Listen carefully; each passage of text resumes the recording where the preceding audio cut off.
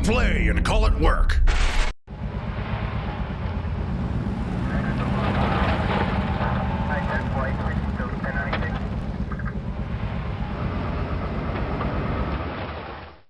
Hello there everyone, and welcome to this week's Sit and Talk with Luka from MiniWarGaming.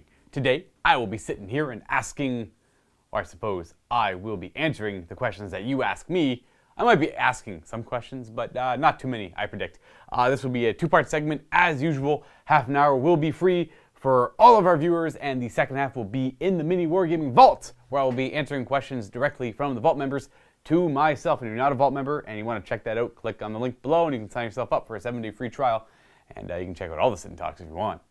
One reminder is the fact that Matthew is next week, so please, if you want to ask Matt any questions, all you have to do is leave your questions down below in the comments. Excuse me, I'm a little sick.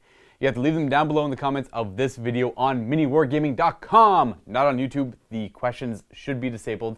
So please go to MiniWarGaming.com if you have a question for Matthew and leave them down below in this video. Not the Vault video, but this video. And without further ado, I say we jump right into it. This question, right off the bat, I'm not surprised. It came up in Steve's Sit and Talk last week, and he answered it, and I have very much the same answer. This one is from Sir Christopher at Luka. Where is Mr. Quirk? Why does he no longer work for MiniWarGaming? It's simple. He just doesn't work for MiniWarGaming anymore. If he wanted to let you guys know any information, I'm sure he would have made a post, but there's no bad blood, there's no bad terms. He'll be around. I still talk to him. Everyone else still talks to him. He's still part of the MiniWarGaming World of Warcraft Guild, and if you're interested in that, all you have to do is get in contact with Steve, and he can help you out there. But yeah, we're all still intertwined. We're all still talking. It just doesn't work for MiniWarGaming anymore. We're not really supposed to, I don't want to go into detail about his personal life, stuff like that, or any personal business. That would be rude of me to do. Otherwise, on to the next question. We have Ganteam. Wait, nope, that one's not for me. That was for Steve. Some of these are from last week where people were like, wow, I love that Sit and Talk, Steve. I wish, that was a very special Sit and Talk. Had Robin on it. This one is from Daniel TMU at Luka. Could you please pass on my best wishes to Quirk for me, and please tell him I'll miss his content. And if it's not too much trouble, thank you. It is not too much trouble, Daniel. Like I said, we all still talk. So yeah, no problem. I mean, he knows. I'm sure he knows there's love. There's love. There's miss for Quirk. Boom. Icy Hawk Boy. Hey Luka, 2 questions today.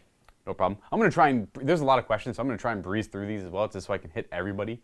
I always hate neglecting people, and I always end up making the Sit and Talk way too long when I do so. So if I feel like I'm going too quick, I apologize. I'll try and ramble less than I normally do. Again, Ice Hawk Boy, 2 questions. What is Chris up to nowadays? And, oh, well, what's he really up to? He's up to, I can't, oh man, I don't know if I'm supposed, I don't know if what he's been working on has been announced, so I can't actually say anything. I feel bad. It's actually late in the office. This is after hours. I'm going to meet up with Steve and Matt. We're all going to play D&D afterwards, so I figured I'd knock my Sit and Talk out now while I'm kind of killing time. So I can't actually ask permission. I think I can say. I just asked Steve's opinion. And Chris is working on a project, and it is a big one. But I don't know if I'm allowed to talk about it, so your best bet is to leave a question for Matthew down below, and he can answer for you next week, because he will know much more than I do. I only know the bare minimums of it, but it's a pretty big deal, and it's hopefully going to be a pretty helpful one for all you fine folks out there. But yeah, please leave a question down for Matthew, and hope that'll probably open up a whole new branch for questions about Chris. But yeah, been working on that project for a little bit now, and that's coming out maybe soon. I actually don't know. Again, ask Matt. The second, been really missing the Quirk tips. And why doesn't the studio have a Daughters of Cain army? Thank you. Aha, joke's on you. We do have a Daughters of Cain army, Ice Hawk Boy. I have actually just played 3 games with it. I know I'm all over the place. I'm all full of energy for whatever reason. We do have a Daughters of Cain army, but it is very locked in a very specific 2,000-point army. I never got around to playing it in the past. People showed interest in the past, but not a whole lot, because we're all focused on other Age of Sigmar armies we're more interested in. Like the Legion of Nagash came out, and then Nighthawk came out, and I've always been meaning to play the Daughters of Cain, but I never actually got around to it. So, it involves Morathi, so we have to use her. Otherwise, it's not 2,000 points. which is always nice. We only have 40 Witch Elves, so that's 1 squad of 20, 2 squads of 10 for the battle line. We don't have any of the Melusai, so they're not included. We have 1 Cauldron of Blood, and we have to use 40k Avatars of Cain. That is what our Daughters of Cain army is compromised of. You will be seeing some Daughters of Cain battle reports, though. I have played 3 of them. Granted, I haven't had any feedback from the community as to tips or rules or changes I could make. So they're all very samey. I've changed up the relics and the prayers a little bit from here and there, but hopefully you enjoy those battle reports. They were very fun to play, and I will be playing the Daughters of Cain in the future as more Age of Sigmar content comes up. And, all right, next question. We got Big Mikey. Luka, good day / morning. It is evening currently, I suppose. To you, sir. Thank you. Since you have started working at MiniWarGaming, does the group at your local game store give you a hard time on rules mistakes or just general fun harassment? Yes! Of course, naturally. Usually, when you're playing at a local gaming store with someone, there's almost no mistakes. Like, we have a pretty good idea of the rules. Like, I'd be dang confident to say like 95% of the rules, no problem, without question, without having to look them up or maybe just make a mistake without realizing. Obviously, slips happen. You're too involved in a part of the game, you kind of forget something like, oh, we forgot like Death of the False Emperor for that one combat or something. Things like that, that comes up. But when you're in a local gaming store, you're not being scrutinized by thousands of people, right? Thousands of people watching your videos, and all it takes is one person to notice a mistake to leave that comment, right? Which is, again, I appreciate it. Please always do that. That way I can note it, especially if it's a mistake that I didn't know about. Because of all that, you gain a vast knowledge of the game, which is amazing when you have all these people telling you different things, especially when there's references as well. Those always help. But no, never any rule mistakes. It's very rare to be playing against someone and notice rules mistakes, unless you notice them like later in the game, because you tend not to focus on them right away. But general harassment, yes. If I say, oh geez, if I say the range of a weapon is incorrect, like say I had thought that wyverns had a range similar to a basilisk, and I was telling my friend that, and he's like, no, I think it's 48 inches. And I'm like, I could be wrong, but I'm pretty sure it's near the basilisk. And then he just gave me crap for the rest of the night because I got the wyvern range wrong. And like, it's not like it changed the game. Like the codex was right there, he just looked at it. But it was like a little like, oh, I bet it's like the 120 or 240 inch. Stuff like that comes up a lot. At time, but there's a lot of general harassment. I'll often go into the store, and we'll see something like my friends will be there already, and then they'll holler out like right. And it's Black Knight game, so it's usually pretty packed. And you're just like, oh, is that Luka from MiniWarGaming? I love that guy. I hate that guy. Whoa, what a celebrity! Stuff like that. It's awful. It's awful. Or is that Mr. the Dice, as it's kind of evolved to? Yeah, it's not great. Not too great. Also, if my memory is correct, read more. Here we go. If my memory is correct, you worked at Tim Hortons for a number of years. Can you give us a list of the top 3 general pet peeves from the job or working with the public? I worked at McDonald's for several years myself, so I'm sure we have similar lists. Keep on being awesome. Yes, I did work at a Tim Hortons for 4 years. Pet peeves, you say? It's been nearly 2 years since I've been there, but let's see if I can remember some of these. Actually, oddly enough, I had a love-hate for the job. I love the people I worked with. Naturally, as you'll find with those like really awful jobs, you struggle in a community with other people. So all these other people you are working with are working this awful job with you at the same time. So you form a nice, fun bond. That's something I kind of miss. Obviously, working here at MiniWarGaming, it's a pretty lax job, and all we do is poke fun at each other. Pet peeves. Top 3 pet peeves. Well, the manager, owner of the store coming by and giving you general crap always sucks. Obviously, I was always in good standings with my owner, but, they come by and they're like, oh, you should be doing this. Like, oh, of course, I know I should be doing this, but it is just, the day is a pain in the rear. Things aren't going right, and you're just trying your best for damage control. That's one of them. Manager coming in and then obviously like, oh, obviously this mess has arisen because you've done something wrong. That sucks. Customers, obviously a huge one. Like, I guess one of the one of the ones I hated the most were people that okay, Tim Hortons serves coffee. If you're not familiar with Tim Hortons, it's a coffee shop in Canada. It's like one of the bigger brands in Canada. Obviously, it serves other things: donuts, baked goods, sandwiches, soups, all that crap. Someone will order a ton of sugar in their coffee, or any amount of sugar in their coffee. It doesn't matter, cream, and then they'll be like, "Oh, can you make sure it's stirred?" Like, obviously we're gonna stir it. Like, why wouldn't we stir it? Yeah, that's ridiculous. That was always annoying.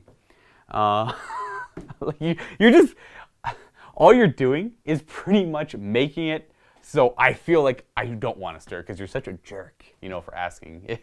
I'm sorry, if you're someone who goes out there and asks, you might mean well, but it just comes off so obnoxious. It just sounds like the worst thing ever. Like that's something that person is going to remember for like a good part of their shift. Like that one person who said, "Can you make sure you stir it?" Well, of course I'm going to stir it. What am I going to go out of my way to purposely not stir it? Ugh. There's another pet peeve. The last one, if I could think of one off the top of my head. Well, working at Tim Hortons, I always hated it when, obviously there's big orders. Sometimes in the morning, if you're courteous, you'll order ahead of time. You'll want, I want 4 dozen muffins.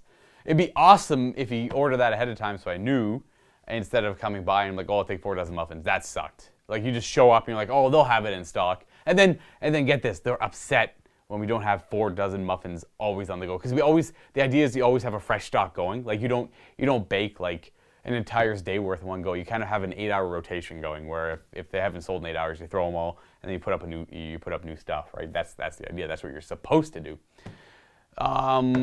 So that always kind of annoyed me. Just anyone who comes by and buys your entire stock in one go without letting you know ahead of time. Oh, what's that? You just finished a soccer game and you want 500 Timbits right now? Well, that's great. Those are my 3 pet peeves, off the top of my head, at least. We got Zergalurgadurg. Hey, Luka, a couple questions for you. First, I know we saw you play against Kenny using orcs recently with their new book. Oh, is that out already? I guess that just went up. Curious about your first thoughts on the newest decks.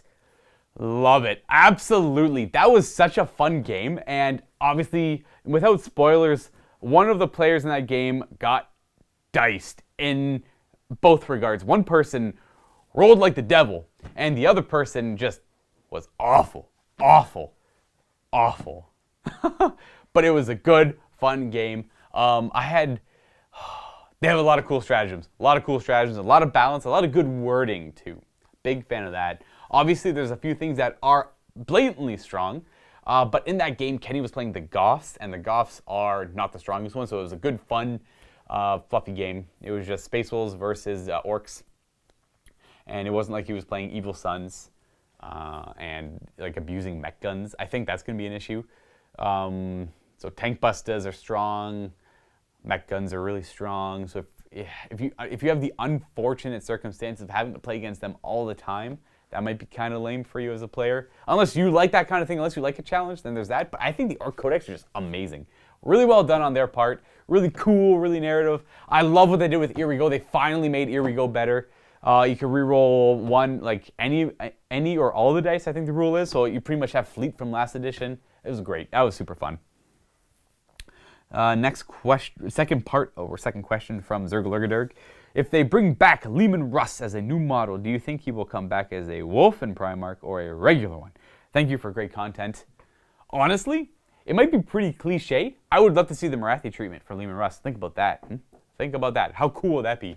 You have, and what I mean by the Marathi treatment, you have your Age of Sigmar Marathi model. She comes in her humanoid form, and she's a powerful wizard, yada, yada, yada. And then at the start of your hero phase in Age of Sigmar, before you do anything really, you dictate she's going to transform into her true form, the Shadow Queen, which is this gigantic Medusa-like creature. It's amazing. That is so much fun. It's always fun playing with Marathi. Now, Lehman Russ could have this aspect where he kind of changes, into, like he transforms into a werewolf. I know, like I said, cliche, right? And there's another issue with that in the fact that, does he go from really killy to even more really killy? Like, why would he ever be in Primarch form as opposed to being in Wolfen form? Now you could have things like, he's got similar rules to Gilliman maybe, where he gives a lot of rerolls when he's in Lehman Russ form, but when he's in the Wolfen form, then he's like very central solo oriented, where he does a lot of things on his own. Now, being close combat kind of sucks in 40k. That might not be the best bet. I don't know, but I would like to see something like that. But if I had to say what he's most likely going to look like, ooh, that's a good question. I actually don't know. I'm like 50-50. You either have humanoid Lehman Russ or you'll have Wolf and Lima Russ. And that's pretty much it. I actually don't know. Next question is from Skyman at Luka. Hey, Luka, love your content, especially when you play Matt. These games are always filled with fun frustrations, like when you charge with your Morgul and your Age of Sigmar, second Age of Sigmar 2 into battle, or when you played Blades versus Matt's Stormcast and your dice failed. Yes, I remember that game. Yes, I appreciate that. Matthew and I just recently had a game. I don't think it's gone up, but boy, will you see a lot of that stuff happening again. Poor somebody, without any spoilers. That was generic death versus generic destruction too, so that was a really fun game. That's probably going up next week, I believe. But your question. You play a lot of death. I have recently painted up and played a Flesh Eater army. What is your take on them? Do you think that they will see a new Battle Tome in Age of Sigmar 2nd Edition? Keep up the good work. Thank you. Flesh Eater Corps are like any other death army in that they can really... I had a word to use there, but I kind of lost it at the last second there. Turn order for death armies is always critical. Not really deciding when you go, but if you just get some lucky double turns, Flesh Eater Corps specifically, they're probably the second best death army at reanimating, mostly because they have the way the courtiers work, and they just like you have your Vargolf courtier, right? And for every there's a siren. It's gone. Never mind. For every unit nearby that can be have models returned to it, you roll 6 dice. One pool of 6 dice. For every 2 up, you can return a ghoul back to a ghoul unit. For every 5 up, you can bring a horror back to a crypt horror unit, or a crypt flayer to a flayer unit, I believe. They're very, and if you spike high, you can get a lot back because you have multiple of these courtiers that return models, not just one. So a lot of model reanimating. It's a lot of like you have to kill the unit outright to play against it. And if your opponent can't do that, especially with the new Inspiring Presence being as powerful as it is, it's a good army. A lot of synergy too, especially the Ghoul Kings. A couple Ghoul Kings on the table on a Zombie Dragon or Terrorgeist, and they kind of cover the entire battlefield because they have a 15-inch bubble that affects ghouls and horrors and flayers and all that stuff. It just rerolls for days. It's a really good army, and it can be even more powerful if you get the perfect turn order going too. Like if your opponent hits you really hard and you go twice in a row, and you just have 2 turns of reanimating before anything else happens, then your opponent might as well just like pick up their models and go home because that's near impossible to recover from. I don't think the Flesh Eater Corps will be getting a Battle Tome anytime soon. I have no idea. That's what I think. Maybe towards the tail end of 2nd edition, because you can expect to have 2nd edition for like 3 to 4 years. It's the usual for Games Workshop before they decide, well, it's time to change up the edition. I don't know. I don't know about that Battle Tome in 2nd edition. Maybe the tail end again. Nagrom 29 at Luka. I'm having a terrible time dealing with the Night Haunt. Playing against them, I assume. I played Destruction, and I played many different combinations, all geared at throwing an overwhelming number of attacks at them to supersede their 4-up save that can't be modified. I understand that. I've been massacred every time, and I'll be lucky if I manage to remove a single unit of theirs. What would you consider to be Night Haunt's weakness, and any tips at exploiting them would be highly appreciated. Off the top of my head, character sniping, anything that is very efficient at killing characters, especially things that forego rolling to hit. First thing comes to my mind, Huskarl on, or I guess anything on a Thunder Tusk. 2-up, 6 mortal wounds. The characters are key to Night Haunt specifically, not just to get through the 6-up to ignore damage, but you have the Guardian of Souls, which is +1 to wound. You have the Torment, Spirit Torment, which returns models, and the Guardian of Souls does that with a spell as well. But rerolling once to hit. If they bring Mournghouls for -1 to hit bubbles, killing the Mournghouls with those abilities would be great too. Though I know Mournghouls can be kind of durable, and they can heal a lot too. I'm trying to think of what else. A 40-man brick, anything to stop Shade Mist is really good as well.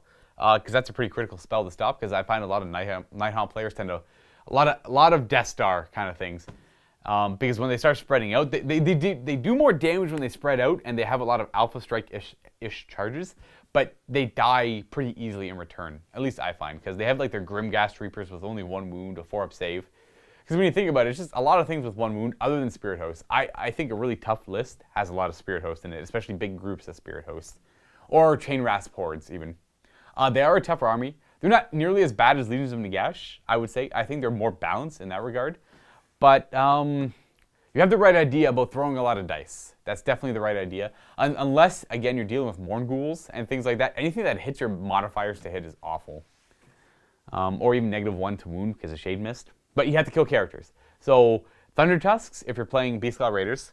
Other destruction abilities. Anything that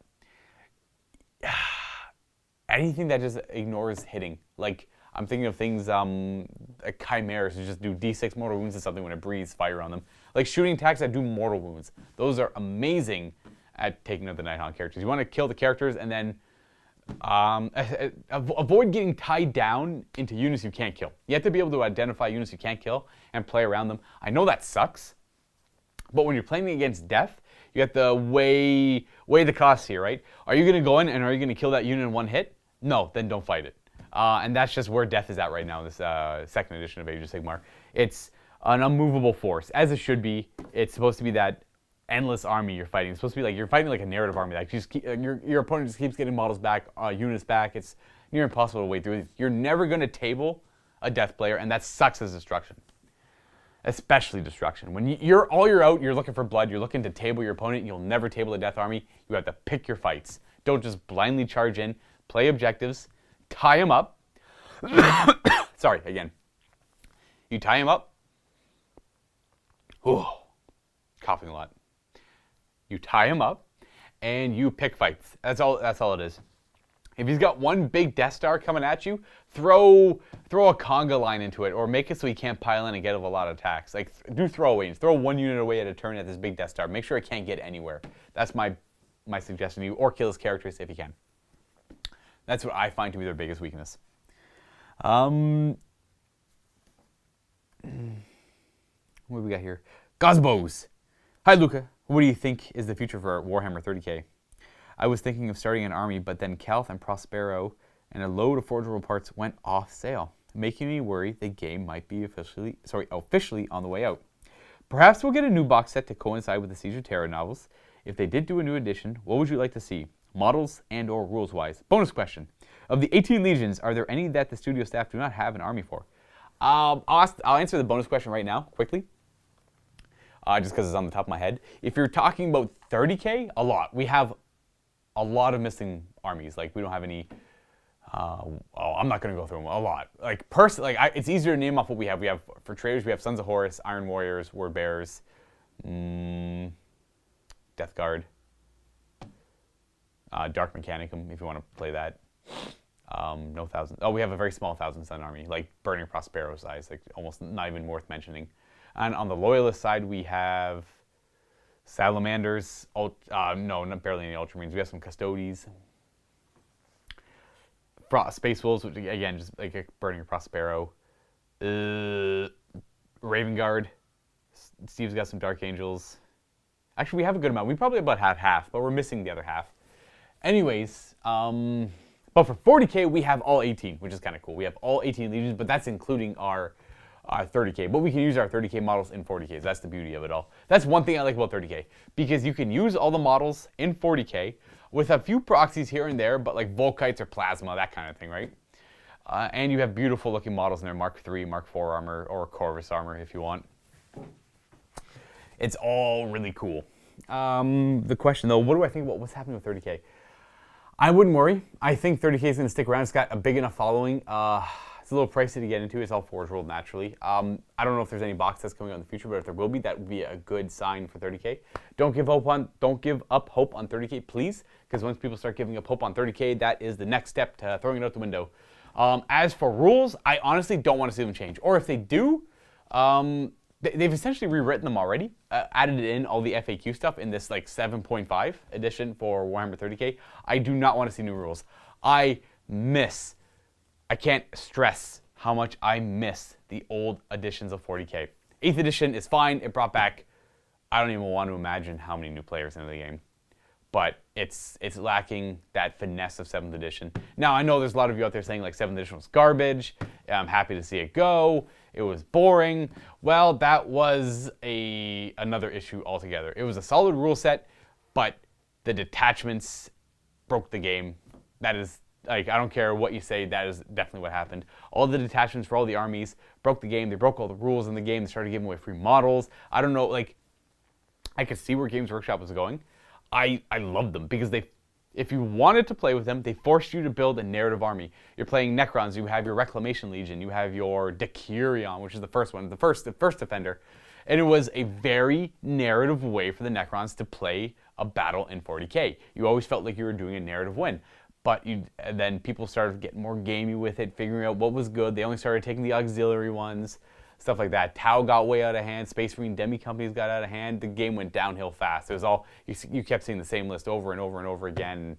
Blech. Without all of that, if everyone agreed to play CADs, combined arm detachments, you'd have a beautiful game again. And I miss that. And that's why I like 30k, because you have your Rites of War, which are really narrative ways to play your Legion.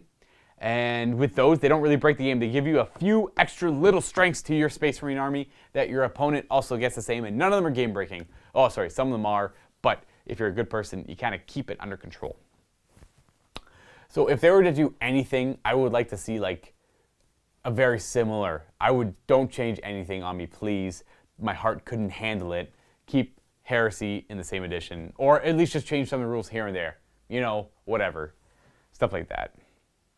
For models, just, more Primarchs, more armies. Let's see let's see the Khan come. Let's see, the Lion, all that good stuff. I want to see Sanguinius. I want to see all the Primarchs, all the Legions down. And I understand that'll kind of make the game stagnant because, like, what else is coming out after that? Ooh, nothing really, but whatever. It's still cool. We'll get there one day. I'll do one more question before I jump to the second segment here. Actually, I lied. I probably shouldn't do one more question. So I'm going to disappoint you and say I'm jumping into the vault right now for the second part of this sit and talk called the Sit and Vault. And I want to remind you all that if you have questions for Matt, because he is next, and you leave them down below in this video, everyone, I'm going to be reminding you in the vault part 2, because if you forget, well, that's on you. You're not going to have your question answered, are you? And I'll wish you all happy wargaming, and I'll see you in the vault.